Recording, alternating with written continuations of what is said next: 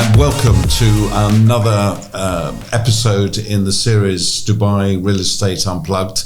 I am Steven Leckie from House & House, and I am very honoured and pleased to have a old friend and client of mine, Nicholas Horsburgh, in the room. And welcome, Nick. Thank you, Steve. Yes, happy to be here. Thank you. I've already prepared a few questions for you, okay. Just because we have to keep on subjects. I know what both of us are like when we start talking. We can go off a bit off-piste. So here you are in Dubai. You're here with Penny, your lovely wife. And so some questions. What initially attracted you to Dubai? Well, it's a kind of, not a long story, but a short story. Okay. Penny's parents passed away in the sort of 2010, somewhere around there. And then my mother passed away in 2014. And after that, we wondered what we were doing staying in England, where neither of us liked the cold, miserable weather, miserable skies. I was brought up in India, so I'm used to the heat and the sunshine, and I like to live in that kind of climate. So I said to Penny one day, let's move. So we looked around the world where we could possibly move to, not too far away from the kids, because I have a son who lives in the US, two daughters who live in the UK, and grandchildren all over the place. So eventually I said to her, having done some research, let's go to Dubai. And she was aghast. Dubai? I mean, we'd passed through here many times, and it's a kind of sunny beach holiday for 2 or 3 days en route or on the way from India to UK or vice versa. Then the more she looked at it and the more I looked at it, and we were going to Thailand. So we stopped off here for a few days and thought, this would be nice, this would be good. So on our return, we stopped off, having liaised with a number of agents. And real estate agents. Estate agents, with a view of looking at some properties. Mm-hmm. And we could work out that if we sold our property in Britain, we would get quite a substantial amount of money, enough to buy a property here. So she was keen to buy something on the Palm, and I was not keen to go to the Palm at all. But we went around for about 3 days in very fancy cars with very fancy people, looking at properties that we didn't want, perhaps they wanted to sell, and then decided on the marina. But initially you asked about leaving the UK, so nothing to hold us back there. And I write books, as you know, for the market in India and Pakistan, and indeed in the UAE as well. So I thought... These are educational books. Educational books published by Oxford University Press, a number of subjects: English, science, social studies, art and craft, natural history, all mainly for primary schools. So I was still at that stage not quite retired, but traveling to India and Pakistan, running workshops for teachers. So Dubai was a sort of no-brainer, really. Come here, and it's halfway. We could go back to England fairly easily. I could travel to Pakistan or to India. No jet lag. Wonderful. And no tax. So we could save a lot of money, give it to the kids, spend on their mortgages or whatever. So that was basically the reason. And so we came to Dubai rather than go off to the Bahamas or something. So what stage in that sort of time in Dubai did you then decide, right, this is where I'm going to stay and I'm now going to retire?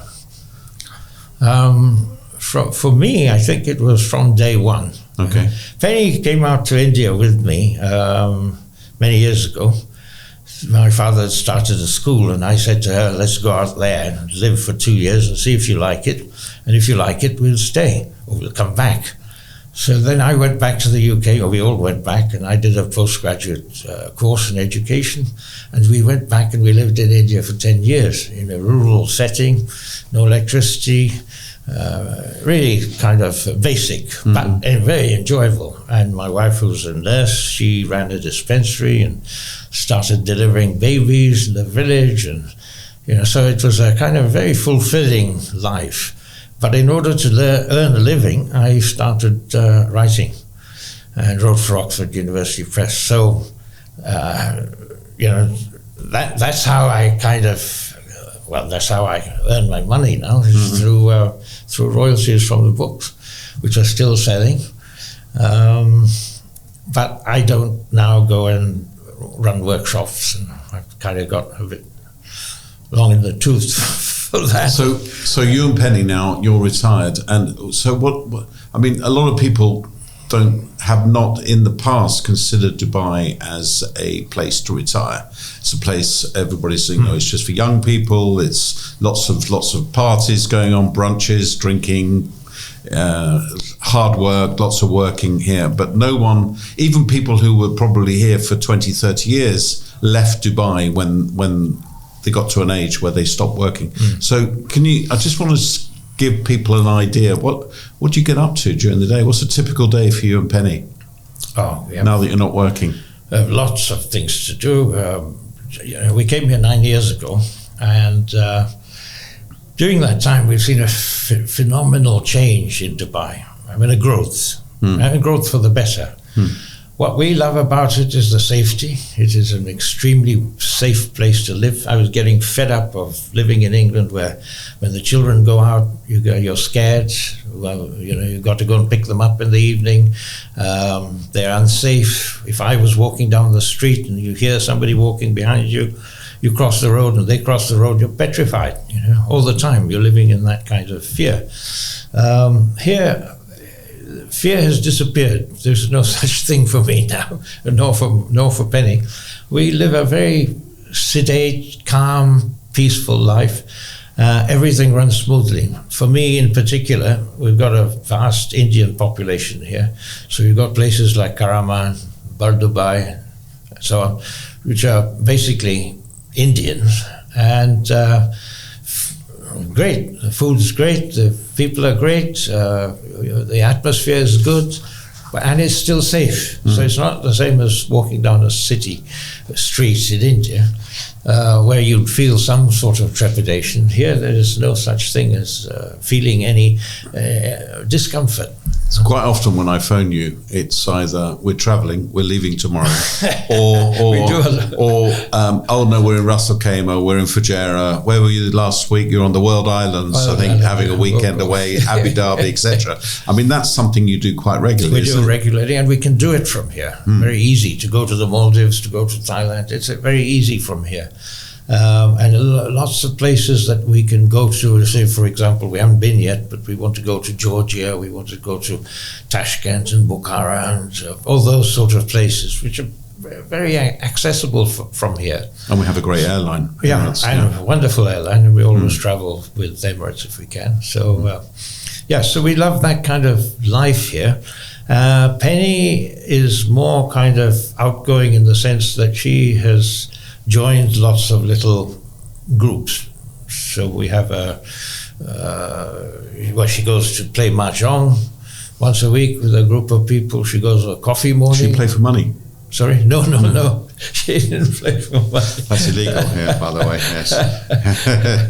So we wouldn't be able to buy property if she did. No, that's true.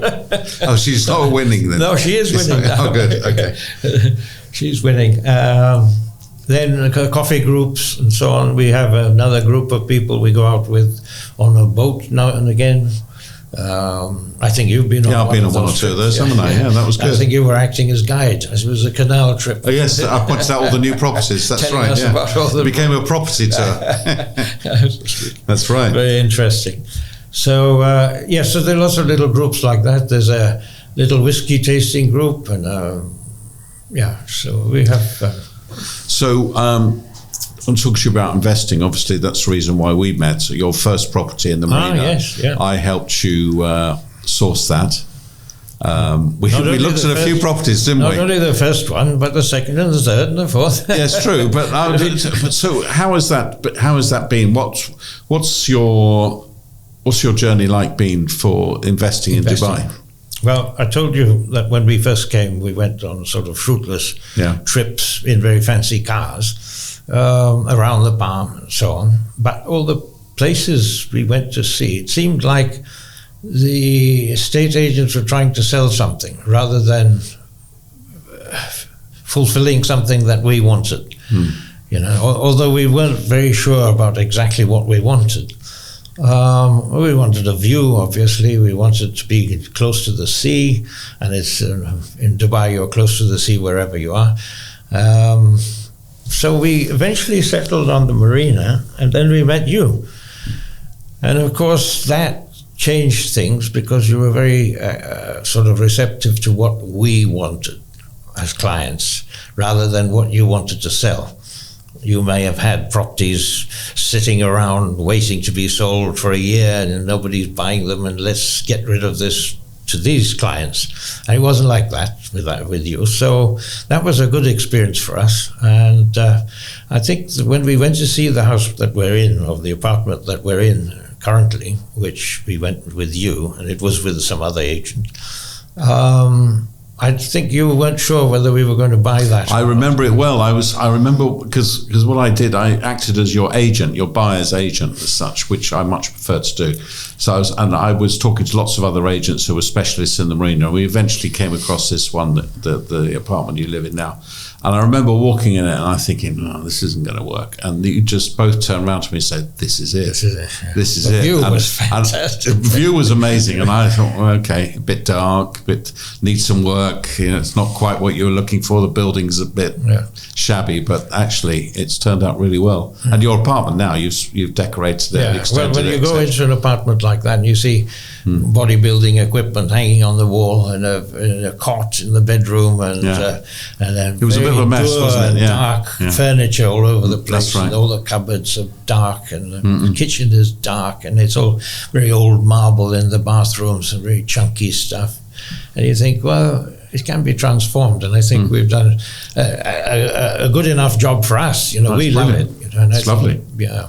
And you entertain a lot in that house, obviously. You have quite a few friends around in Dubai. Yes, we have friends all in your the neighbours building, and everything. And it's very international, which is very nice. You know, in England, you tend to make friends with. So your children go to school and you tend to meet parents, and then it becomes a very narrow, small circle of people. I'm not criticizing it. It's nice and it's friendly and so on.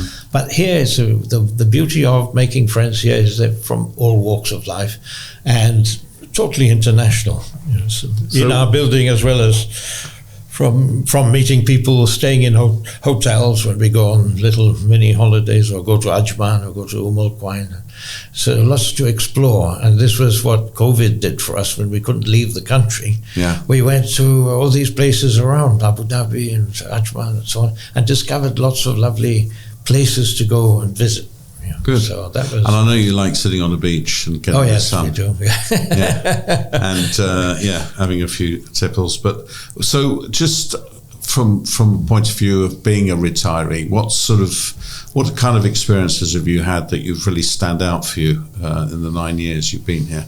Can you think of something that you maybe, apart from meeting me, of course?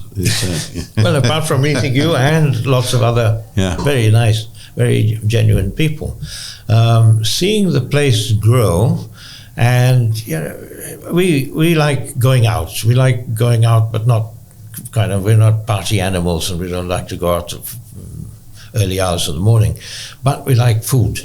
And this is a paradise for food lovers. Everything from a very cheap Indian meal in Dubai to go to the Ritz-Carlton or some posh hotel, or go to the Palm. And so there are lots of very expensive and very cheap and very varied foods one can eat here. And we've had it's a great foodie paradise. What's that restaurant we meet for breakfast in? What's that called? Because I can never say the word. Was it Sarah? What, the Indian one? Yeah. Near the marina, it's called the Saranga Bhojanashala. That's the one. Not easy to say that one. Just say it once more. Saranga Bhojanashala. Apparently they're in England now. They're in the UK now. Yeah, he's opened up in the UK. So I hear. This one, I don't know how true it is. Yeah, possible, because they're in rivalry with the Saravana Bhavan.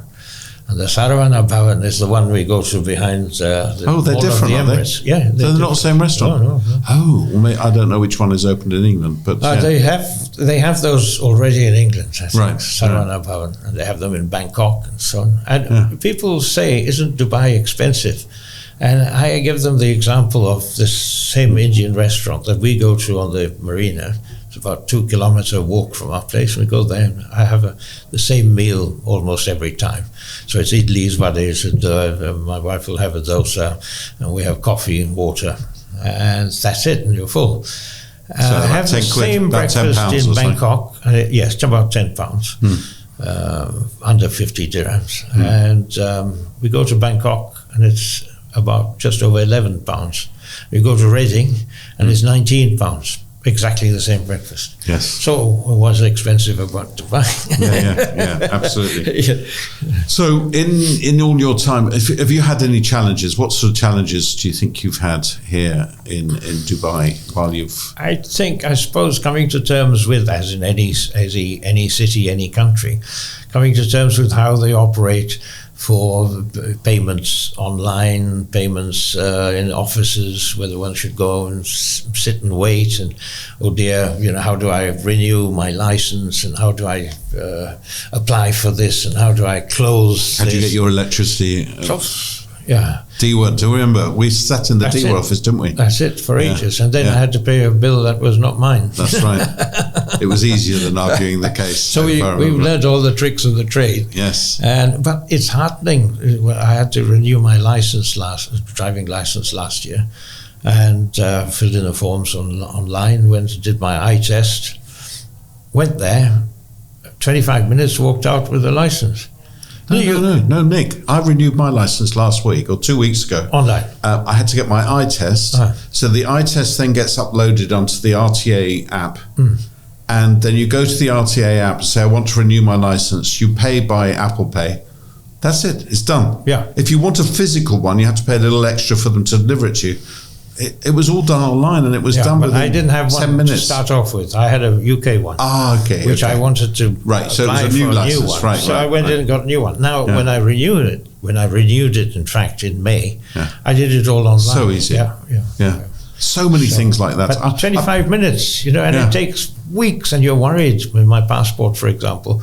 If I send it off from here, and as you know, we travel a lot, I want the passport with me in case we decide to go away next week, somewhere, wherever. I want that ability to go away. And you can't do it if your passport is sitting in the passport office in the UK, and they're taking months over it because there's they're working from home or whatever. Yeah, we paint a perfect picture of Dubai, but there are still some challenges, as you say. But I'm sure that if you were in the UK, you probably have some other challenges. Yes? Here you say you have health issues. Yeah. You got insurance. Yes. And our insurance has been brilliant. It covered everything that I stay away from hospitals and doctors as far as I can. And touch wood, it's been good so far. But Penny's had various issues, but there's no problem. You just make a phone call and you're in your 70s now, yes? Your 70s, yeah. Both of us. Yeah, she's older. So she's older than you? Yeah, she's older. She doesn't look it. By about 16 years. No, 2 years. That'd be horrible. Just because she's not here. Yeah, you wouldn't dare say that. She knows my sense of humor. So, okay, now, so you've touched on sort of all this sort of social activities that you're involved in with neighbours, etc. Do you get the sense that there's anything specifically organised for people who are retired in this country, or is it all sort of self-organised? I think it's self-organized. Yeah. Because there's a kind of different worlds here. You know? There's your expat world from the UK and from Sweden, Denmark, Europe in general. I had met many Americans here, but generally the Western world.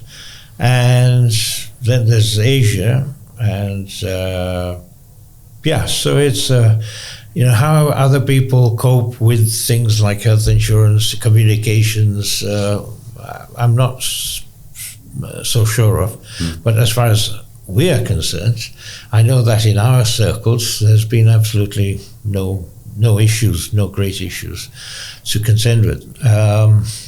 I would say the health treatment you get, I broke 2 bones in my elbow and 2 bones in my wrist.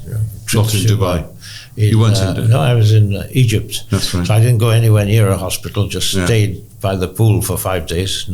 I had enough strength to lift a glass, but apart from that, that's all that's important. Water. And so when I got back, went to see the doctor, and straight away got treated.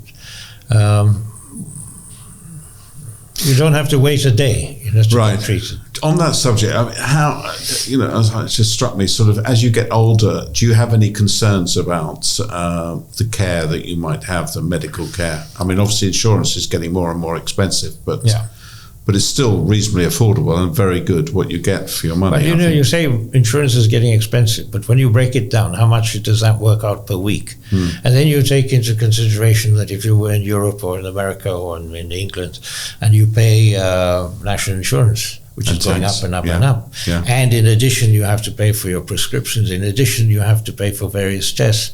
And if you want to jump the queue, you certainly have to pay by going private.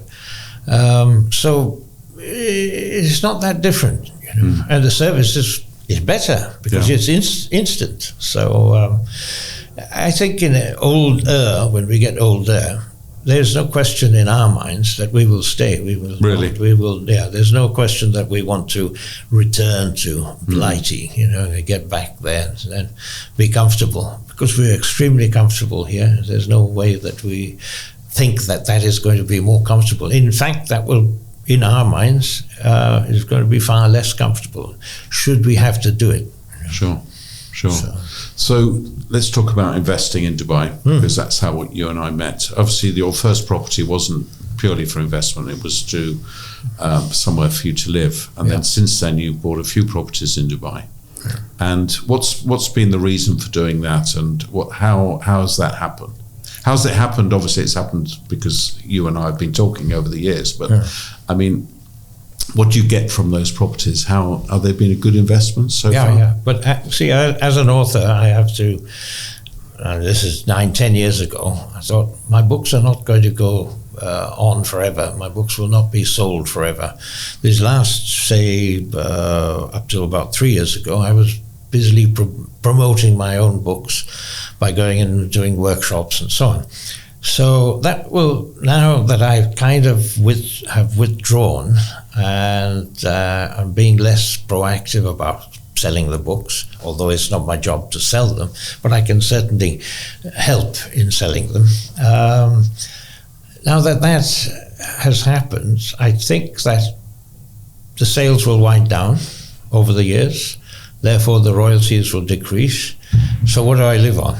And I don't want to keep writing those kinds of books. I'm writing novels and I'm doing other things at the moment to do with writing, but I'm not writing those kinds of books, and that's where the money comes in. And there's good money comes in from that, selling educational books, because they're sold year on year. It's not just 1 year you sell 1 million copies and then dwindles. Every year you're selling the same volume. So once that winds down, and I think it'll happen in the next 10 years, 15 years, how do I get my money? So there's investments. So any extra money that I've got, I put into investments, into bonds and shares and so on, which my bank does for me. I don't do that. And the other thing is property, because when you invest in property, you get a rental. And the price of the property, as far as Dubai is concerned, and it's been good. All the properties that we bought has gone up. But I think it's very important that you buy the right kind of property, because we've heard of property going down as well, you know, and the value's gone down and the people are paying less rent and so on. But for us, where we have bought, they've been tremendously popular. And thanks to you, that is, because we were away on holiday in the US when you sent me a message saying, why don't you put some money into here? And we said, okay, we'll have 2, thanks. So that was a good investment. And then more recently, of course, we have a very good property on the beachfront, which is... You bought that with the thought of maybe staying there, yes? And then, yes, yeah. And then you changed your mind? Not changed our mind, because we haven't made up our mind. Okay. We said, let's have a look at it and let's weigh it up once we've... had a look, and then Penny, of course, said it's not quite the right feel. But since then, her mind has changed a bit. But we still love the first apartment that we have, and the view is fantastic. And so I think it's very important where you buy, what the kind of, you know, on our property that we bought, we're getting a very good return on our investment, a very good return. And it's in a few years you'll get all your money back that you've invested in the property. You're probably getting, what are you getting, about 10% net, maybe more? No, that's what you're getting, yeah. I think originally it was probably around 7 or 8%, yeah. But now with the rents that have increased, yeah. And obviously your property values have gone up quite a bit, your capital. Absolutely. But you're not selling? No. I always know that if you're going to sell, then you're probably going to buy something else. But we are talking about other things at the moment that you might be investing in. Yeah. That's one of the reasons why we've been talking recently. And in terms of that, do you see anything in Dubai that, you know, if money was no object, or have you seen any developments that you really like the look of? Well, that depends on where you take us, Stephen. Yeah. Oh, I know, but you keep your eye on the market. Oh, we do. Yes. Yeah. And at one I know time, you and Penny I was interested in something in, say, Ras Al Khaimah, but then we did go with you, in fact, to see a place. Yeah, we did. Yeah. You remember? And it was very Select. Kind of barren at that time. Al I dare Marjan say Island, it's a vibrant place now, or getting that way. Yes. But again, that's a bit remote for us. You know, it's like we had some property in Spain, and that was remote, and then after Brexit things changed, and so we've just this year in fact got rid of them. But so it's much nicer, I think, although people often say, oh, don't put all your eggs in one basket, and you know, and Dubai may be that basket, but we're happy here, and we have enough income, and we have enough revenue coming in from the property and investments, so currently, very happy. I wouldn't say you're completely hands off when it comes to the properties that you're renting out in the marina at the moment. You're not some landlords are completely hands off and they let property management, etc. You get reasonably involved. You know your tenants well. You look after them, anything they need, and then you come back to me when you need some documents done. Absolutely, or just some advice on getting, you know, what's the new rent? What should I be asking? Can you help us with doing a new tenancy contract? But that's about it. And then obviously we also rent out your apartments when, if any time they become vacant. But because you're living in the marina and your other properties are all in the marina, you quite like getting involved, I think, don't you? Yeah. No? Yeah.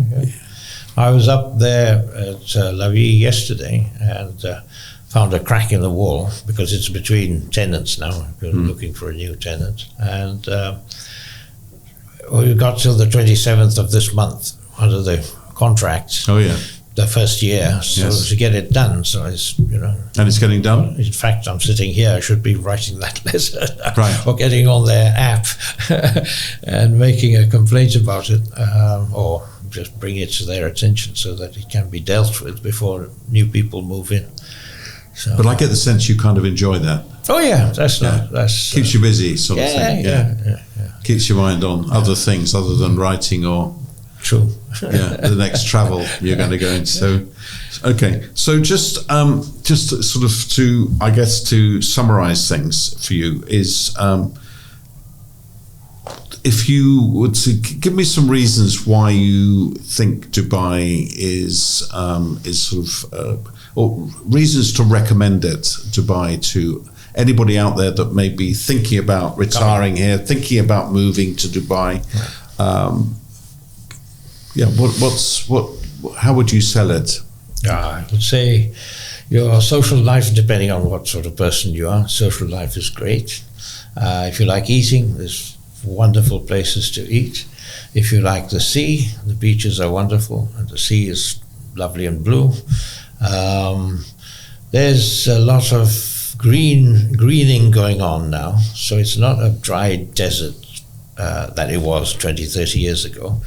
A lot. You go down the Sheikh Zayed Road and you can see all the verges being new plants are put in, and all the trees, the saplings that were here when we first came 9 years ago, they're grown into trees now, offering shades, and there are more birds, and so it's really nice. And what the government is doing, that is to start little nature parks all over the place. We've got one in Sharjah, they've got some near us, we've got Hatta, you've got all sorts of places that people can go to, and the desert can be a marvelous place as well. You know, it's a sort of it's got its own enchantment. You know, it's got its own attraction.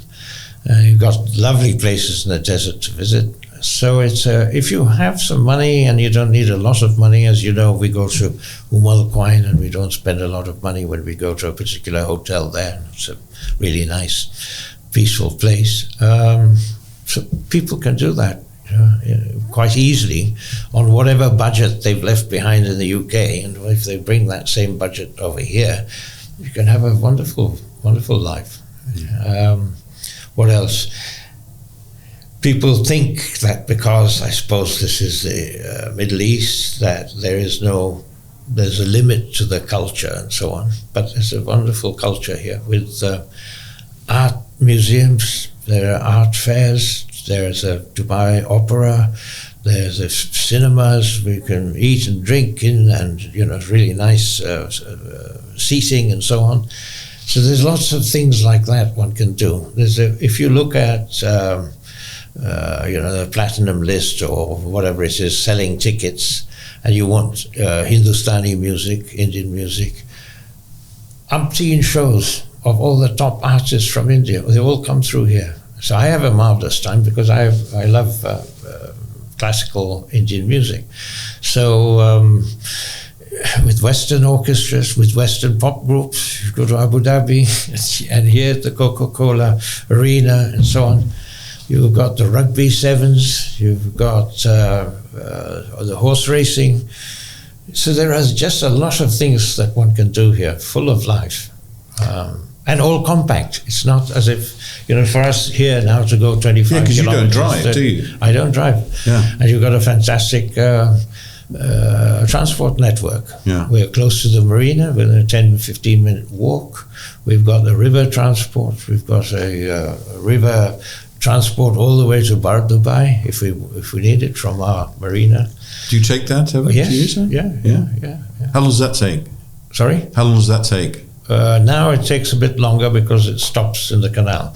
Right. Drop off people and then carry on. But it's about an hour and 20 minutes. Okay. It's lovely because you can see the whole of Dubai.